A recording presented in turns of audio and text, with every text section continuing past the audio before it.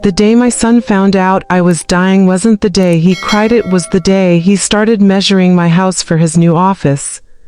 The doctor's office felt like an underwater cave, the walls closing in as the word malignant hung in the air like a death sentence. I didn't tremble for myself. I just stared at a tiny crack in the wall behind her head and nodded like I was watching a documentary about someone else. She was kind, using words like treatable and early stage.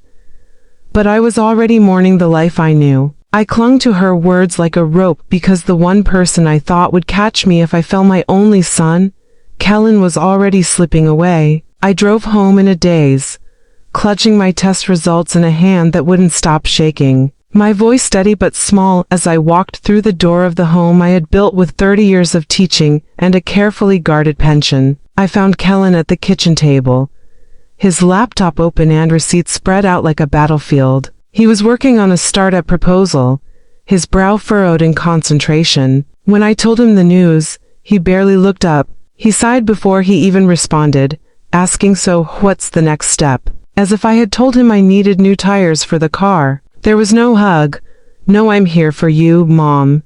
He just nodded once and told me to let him know what he needed to do before returning to his screen. That night, he slept in the guest wing just in case I was contagious or needed space. And I realized the day I became sick was the day I became invisible to the boy I had loved for nearly 30 years. Kaelen was always a child of promises and loud ideas. Much like the contracting business he tried to start in his 20s, I was the steady one, the mother who saved every penny, paid the bills on time, and built our life brick by brick. When his various ventures hit a wall, it was my pension that kept us afloat. I took an early retirement option after 28 years in the school district, using a lump sum to pay off the mortgage and renovate the very kitchen he now sat in, treating me like a ghost. He had thanked me then with flowers, but he quickly forgot that the roof over his head didn't come from nowhere. It came from 1,000 tiny sacrifices, packed lunches, and skipped vacations. Now, looking at me through the lens of my diagnosis, he didn't see a mother. He saw a liability. The chemo hit me like a physical wall, sapping my hair, my appetite, and my strength. But I still tried to smile, tried to cook for him, and tried to pretend that our world wasn't crumbling into ash. As the weeks passed, Kaelen grew more distant, staying out until midnight and avoiding the sight of my pale face. I stopped asking questions because I was terrified of what the silence meant. 3 months into my treatment, I came home from the clinic weak, nauseated, and alone to find a thick manila envelope sitting on the kitchen table with my name in block letters. Inside weren't words of encouragement, but a legal notice. Kaelen was filing for a residential transfer, claiming my illness made me unfit to manage the property I had paid for. When he finally came home, I asked him why now. With the last bit of strength I had, he didn't flinch or stutter. He just shrugged and said, "I can't do this, Mom. I can't sit around and watch you fall apart. I need to live my life." He claimed he needed peace, and apparently, a sick mother wasn't peaceful. I didn't scream or throw anything. I just nodded and walked into the bathroom, locking the door and vomiting until my legs gave out. Listening to him talk to his girlfriend, Serafina, on the phone about how they would redecorate the master suite once I was gone, the humiliation didn't stop at the legal papers. Within 2 months, while the transfer was still being contested, Kaelen brought Serafina into the house. She was 35, wore designer heels to the grocery store, and acted like she had owned the neighborhood for years. They didn't even wait for me to move out. They moved into the master bedroom I had designed with my retirement money, while I was relegated to the guest room. My name was on the deed, the loan, and every bill, but that didn't stop them from trying to erase me. Serafina repainted the living room without asking and changed the locks, handing me a new key with a pink ribbon as if she were doing me a favor. One night, I overheard them laughing over wine, discussing children. Kaelen told her that I was never really there for him, that our history was never in the cards for his future, and that he finally felt he could start over without the weight of my illness holding him back. I lay in that small guest room, bald and sore, and realized 2 things. I was utterly alone, and no one was coming to save me. That night, I cried harder than I ever had, not because I was dying, but because I had lost the illusion that I ever truly had a son at all. But when the tears dried, I sat up, pulled my pension statements and the deed from the nightstand, and realized that while my body was sick, my mind was sharper than ever. You won't believe the heartless thing Kaelen did when I came home from my first surgery only to find my own front door locks had been changed. I was sleeping on a cot in my own basement while my son threw a housewarming party upstairs for the home I still owned.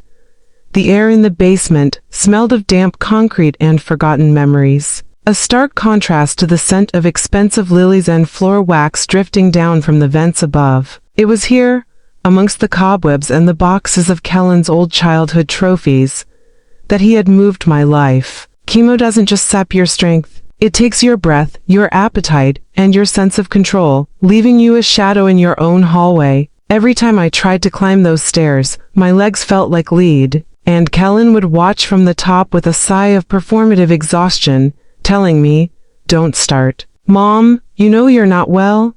He had effectively partitioned the house on Ashwood Lane, the home I had built with 28 years of teaching and a hard-earned pension. While I struggled to keep down a cup of broth in the dark, I could hear the vibrations of laughter and the clinking of wine glasses through the floorboards. He and Serafina were hosting lifestyle dinners for their tech startup friends, serving them in the kitchen I had renovated with my retirement lump sum. I was no longer the mother who had saved every penny for his future. I was a ghost haunting the lower level, a liability that he wanted to hide from his new, shiny life. The betrayal grew teeth one Tuesday afternoon when I crawled upstairs to get a glass of water, my head wrapped in a silk scarf to hide the soft patches of hair I was losing. I found Serafina in the nursery, the room where I had once rocked Kaelen to sleep, stripping the wallpaper I had carefully chosen decades ago. She was converting it into a content creation studio, filling the space with ring lights and designer throw pillows. When I protested, my voice small and trembling, Kaelen didn't defend me. He looked at me with a smirk, telling me I was being unstable and that he needed peace to build his business. He suggested that a state-run facility would be better for everyone's mental health, as if my cancer were a moral failing rather than a biological battle. That night, I realized he wasn't just waiting for me to fade away. He was actively trying to erase the fact that I existed. He had changed the locks and handed me a new key like a favor, but I soon found that key no longer opened the front door after 9 p.m. I found the estate transition folder tucked under a pile of Serafina's fashion magazines in the study. My hands shook as I flipped through the pages, seeing my own signature forged on documents meant to prove I was mentally unfit to manage my affairs. He thought the brain fog from my treatments had made me weak and forgetful, but it had only made me more observant. He was trying to take the house I had paid for with skipped vacations and packed lunches, claiming I had abandoned my responsibilities. I sat in the dark of the basement that night, rereading the deed and the pension deposit breakdowns, realizing that no one was coming to save me. I was 50 years old, bald, and sleeping 10 feet away from a son who once promised to care for me. But I wasn't shaking anymore. I was ready. I called Maeva, an attorney a friend had once recommended, with the warning, "If a man ever tries to take what's yours, call Maeva before you even cry." Maeva listened to my story in a long, heavy silence, the story of the pension, the mortgage payments, and the son who brought a new woman into the house before the legal dust had even settled. She didn't flinch when I told her about the night I heard Kaelen tell Serafina that I was never really in the cards for his long-term plans. "You've got more than a case," she whispered through the phone. "You've got a reckoning." While Kaelen was out spending the money I had saved for my old age on a new luxury vehicle, Maeva was at the county clerk's office, tracing every deposit I had ever made. She discovered that he had even tried to refinance the house behind my back, thinking I'd just lie down and disappear. Nurse Brielle, who had been assigned to monitor my recovery, began quietly documenting the abuse, how they ignored me during meals and spoke about me as if I weren't present. We were building a wall of evidence, brick by brick, just as I had built the house they were trying to steal. By the time the sun came up on the day of our first filing, I felt a fire in me that chemo couldn't touch. I had spent my life keeping things together for others, for my students, for Kaelen, for the home. Now, for the first time, I was keeping something for myself. I watched Kaelen from the basement window as he walked to his car, looking smug and untouchable. He didn't know that the property title was already being frozen,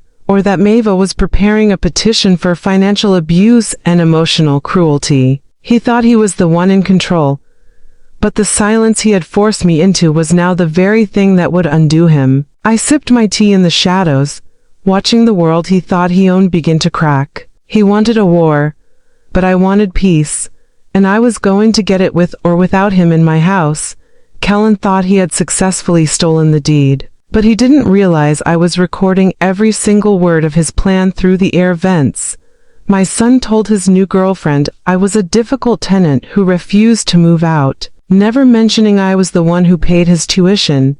The air in my own home had become a toxic fog, thicker and more suffocating than the chemical cocktail dripping into my veins at the clinic every Tuesday. I lived in the shadows now, a ghost haunting the basement of a house I had built with 30 years of sweat, chalk dust, and skipped meals. Upstairs, the life Kaelen was building with Serafina sounded like a continuous, mocking celebration. I could hear the rhythmic thumping of their modern music, the clinking of artisanal gin glasses, and the high-pitched, performative laughter of a woman who was currently sleeping in the master bedroom I had designed as my sanctuary. Kaelen had stopped coming downstairs entirely. He treated the basement door like a portal to a world he had already outgrown. To him, I wasn't the mother who had worked double shifts at the hospital to pay for his elite coding boot camp. I was a legacy cost, a depreciating asset that was taking up valuable real estate. Betrayal, my home health nurse,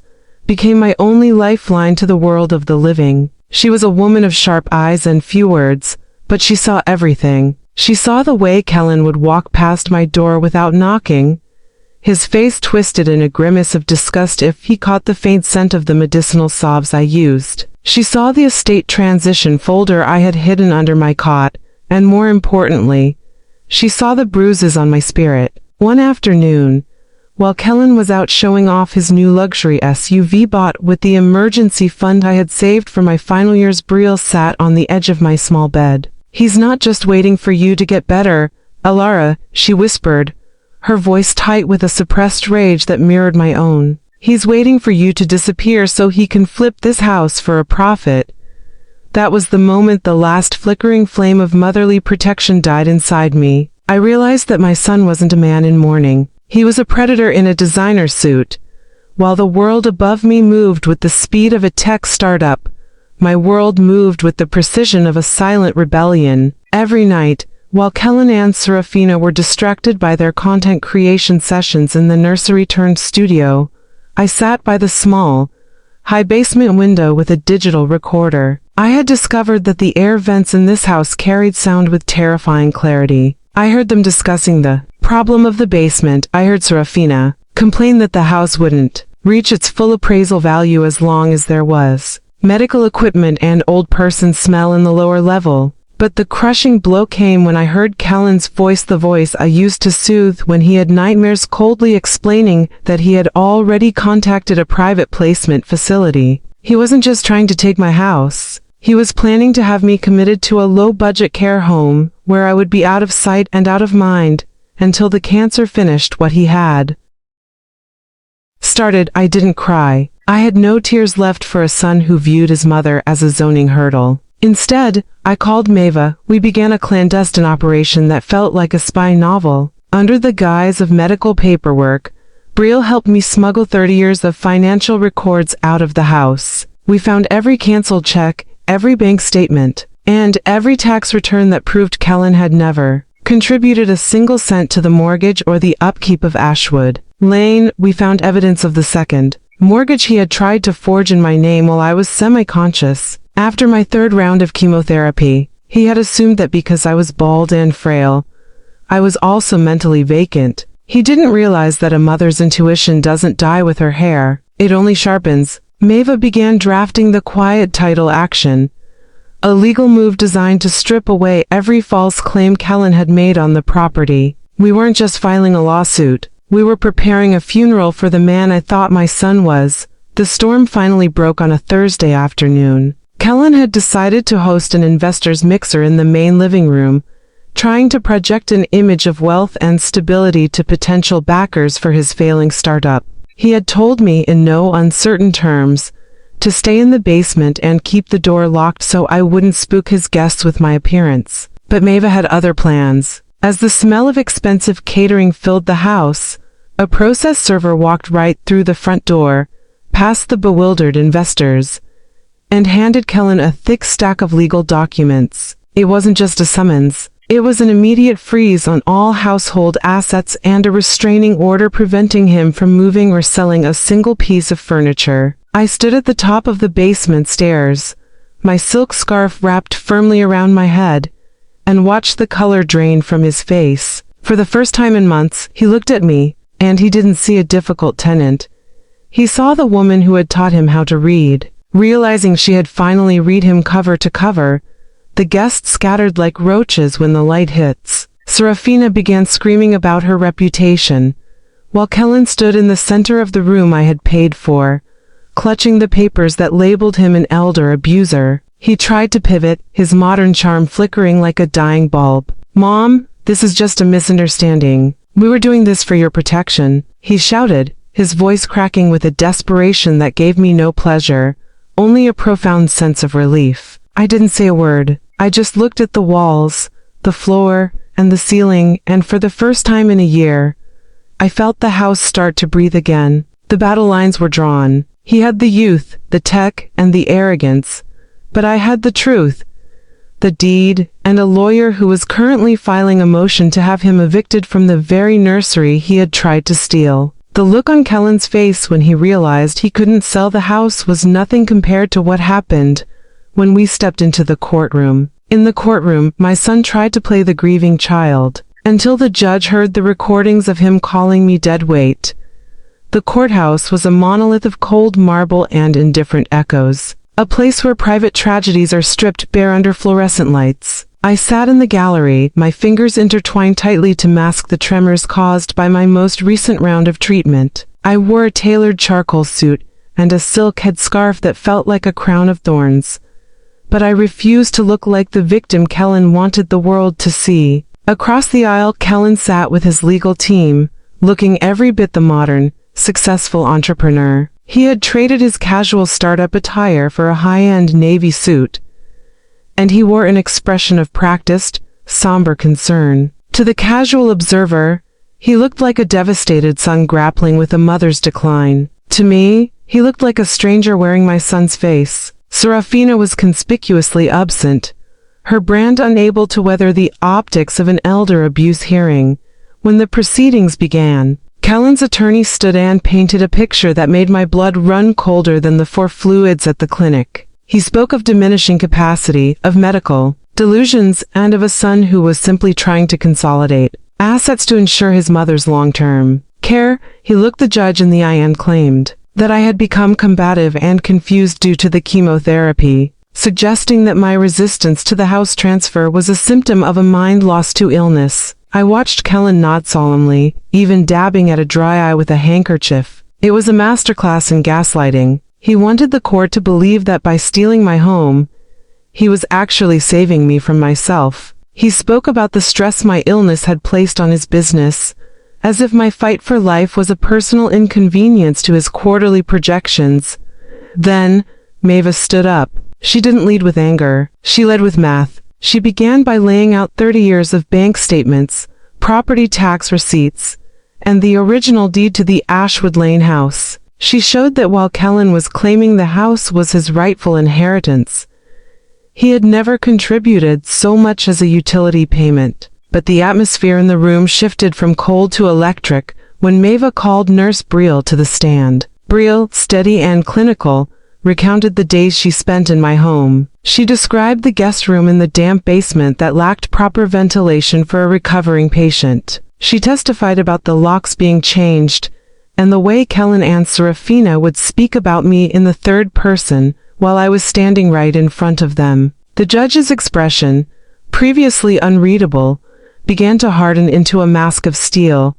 The true turning point came when Maeva pulled out a small, silver digital recorder. Kaelen's lawyer jumped to his feet, shouting about illegal wiretapping and admissibility, but Maeva was prepared. She proved the recordings were made in common areas of my own home, areas where I had a legal right to be, and where the expectation of privacy did not apply when criminal intent was involved. The judge allowed it. The courtroom went deathly silent as Kaelen's voice filled the space. It wasn't the voice of the grieving son the court had just seen. It was sharp, mocking, and cruel. We heard him laughing as he told Serafina, "The old woman is taking too long to fade away. We need the equity from this place to seed the next round of funding. She's just dead weight now." The sound of his voice calling me dead weight echoed off the marble walls like a gunshot. I looked at Kaelen, and for the first time that day, his gaze broke. He looked down at the table, his face flushing a deep, guilty crimson. The recording continued, capturing him and Serafina discussing which state-run facility was the cheapest, and how they could spin the narrative to the neighbors so they wouldn't look like the villains. In that moment, the modern son persona disintegrated. He wasn't a businessman. He was a thief who had tried to pawn his mother's life for a startup. The judge leaned forward, her eyes fixed on Kaelen with a look of pure, concentrated disdain. "Mr. Kaelen," she said, her voice vibrating with authority, "it appears the only person with a diminished capacity in this room is you, a diminished capacity for human decency." The ruling was swift and devastating. The judge issued an immediate quiet title, declaring me the sole, unencumbered owner of the property and all associated assets. She ordered Kaelen and Serafina to vacate the premises within 48 hours and initiated a freeze on his accounts pending a full investigation into the forged transfer documents. But as the gavel struck the sounding block, the adrenaline that had kept me upright finally evaporated. My heart, weakened by the stress and the toxins of my treatment, began to flutter like a trapped bird. The room blurred, the sounds of Maeva's victory cheer becoming distant and muffled. I felt myself slipping from the chair, the last thing I saw being Kaelen reaching for his phone to call his PR person, not even noticing as his mother collapsed onto the cold courtroom floor. I woke up in the ICU to a miracle and a final, desperate plea from the son who had just lost everything. My son came to my hospital bed begging for a second chance, but he wasn't looking at my face, he was looking at my jewelry. The white ceiling of the ICU was the first thing I saw when the world returned to me. It was a sterile, unforgiving brightness, but to me, it looked like the first light of a new world. The rhythmic wheezing of the ventilator and the steady, reassuring chirp of the heart monitor told a story of survival that my own body was still struggling to believe. I had collapsed under the weight of my own victory, my heart stuttering at the exact moment the law returned my dignity. For 3 days, I hovered in the gray space between here and hereafter, but the fire that Maeva had stoked in me wouldn't let me slip away. When the doctors finally removed the tube from my throat, the first thing I felt wasn't the lingering ache of the cancer or the exhaustion of the trial. It was a profound, crystalline silence. The noise of Kaelen's greed and Serafina's laughter had finally been silenced by the gavel. On the 4th day, the heavy door to my room creaked open. I expected Brielle with my medication or Maeva with more papers to sign. Instead, I saw Kaelen. He didn't look like the polished entrepreneur from the courtroom. His expensive navy suit was wrinkled, his hair was unkempt, and there was a frantic, hollow look in his eyes that I recognized. Instantly, it was the look of a man who had run out of people to manipulate. He walked to the foot of my bed, clutching a wilted bouquet of grocery store carnations like a shield. He didn't ask how I felt or what the doctors had said about the miraculous shift in my prognosis. Instead, he started talking about misunderstandings and the heat of the moment. He told me that Serafina had left him the moment the accounts were frozen, taking the luxury SUV and half the furniture he'd bought with my money. He was homeless, he claimed, and his startup was facing a PR crisis that only I could fix by dropping the elder abuse charges. As he spoke, his eyes kept darting to the nightstand where my vintage gold watch and my grandmother's diamond ring sat in a plastic patient bag. He wasn't looking at the mother who had nearly died. He was inventorying the remaining assets of a woman he still viewed as a resource. "Mom," he whispered, his voice cracking with a practiced desperation. "You know I didn't mean those things on the recording. I was stressed. I was trying to build a future for both of us. If you just let me move back into my old room, I can take care of you. We can be a family again." I looked at him, really looked at him, and for the first time in 30 years, I didn't see the boy who needed me. I saw a stranger who happened to share my DNA. The umbilical cord hadn't been cut at his birth. It had been severed in that courtroom when I heard him call me dead weight. I didn't raise my voice. I didn't curse or cry. I simply pressed the button to call the nurse. When the security guard appeared at the door, Kaelen's face shifted from grieving son to indignant predator in a heartbeat. "You can't do this," he hissed as they took his arm. "I'm your only son. You'll die alone in that big house." I watched him be escorted out. A small, broken man who had traded a mother's soul for a pile of bricks he couldn't even keep. I realized then that being alone wasn't the same as being lonely. I had been lonely for years while he lived under my roof. Now, for the first time, I was simply free. The house on Ashwood Lane was waiting for me. And for the first time in my life, it was going to be a home instead of a headquarters for someone else's ambitions. The recovery was slow, but it was mine. I returned to the house 2 weeks later, leaning on Briel's arm. The first thing I did was hire a crew to gut the basement. We tore out the damp drywall and the cramped partitions Kaelen had forced me into, replacing them with floor-to-ceiling windows and bookshelves. The space where I had hidden in shame became a sun-drenched library, a place for growth rather than exile. Upstairs, I scrubbed every inch of the content studio Serafina had built, repainting the walls a soft, healing lavender. I threw away the minimalist art and brought back the family photos, not the ones of Kaelen, but the ones of my parents, my students, and the woman I was before I became a liability. I replanted the rose garden he had threatened to pave over, burying the remains of my old life in the rich, dark soil. Now, as Grandma Elara, I sit on my porch as the sun sets over the neighborhood. My hair has grown back, a soft, silver halo that I no longer hide under scarves. The cancer is in remission, and though my body carries the scars of the battle, my spirit is unburdened. I donated the settlement money from the financial abuse suit to a local foundation that provides legal aid to seniors facing eviction, a legacy that actually means something. Sometimes, the phone rings with a blocked number, and I know it's Kaelen, likely calling from a burner phone in some rented room, looking for a way back into the warmth. I don't answer. I don't hate him. I just don't know him anymore. I pick up my notebook, the one where I write the stories of my survival, and I look at the last page. I wrote, "He tried to erase me when I was sick, but I lived, I healed. And now, the only thing he owns is the silence I gave him." I smile, take a sip of my tea, and listen to the beautiful, quiet sound of a house that finally belongs to the woman who built it. If you're going through a betrayal like this, remember, the walls you built with your love belong to you, and no one, not even your own blood, has the right to tear them down.